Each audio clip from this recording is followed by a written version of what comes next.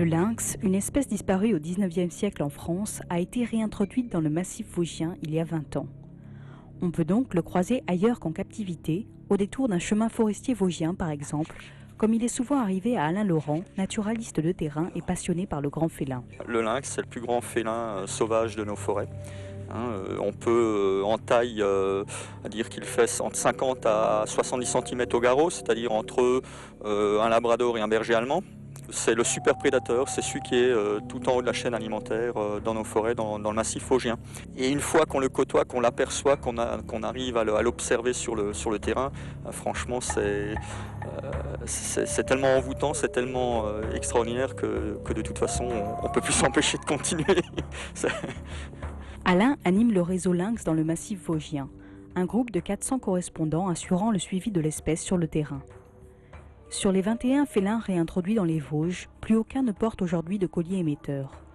Le travail de suivi effectué par les membres du réseau est donc indispensable pour pouvoir tirer un bilan de l'opération. On ne peut pas sauter de joie si on voulait tirer un bilan positif, je dirais, de la réintroduction, je pense, aujourd'hui, parce que tout simplement sur les 21 lynx lâchés à l'origine, seuls 10, dont 6 mâles et 4 femelles, ont réussi à survivre.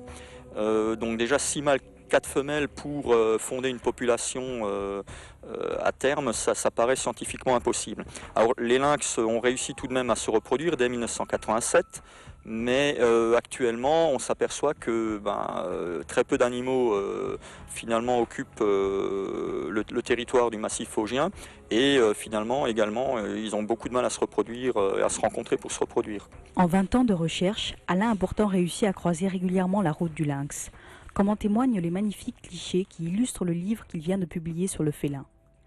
Il y décrit notamment ses techniques de travail comme l'utilisation du piège à poils, un système qu'il a lui-même mis au point pour inciter le félin à venir y déposer sa marque. Mais malgré l'excellent odorat de Baya, dressé à repérer les indices de présence du lynx, le travail d'Alain risque de devenir de plus en plus difficile dans le futur.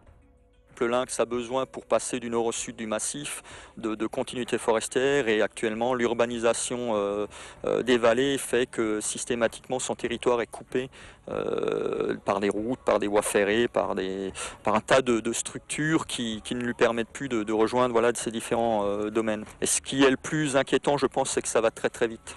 C'est surtout ce qui m'inquiète personnellement, c'est que tous ces chamboulements, tout ça va beaucoup trop vite.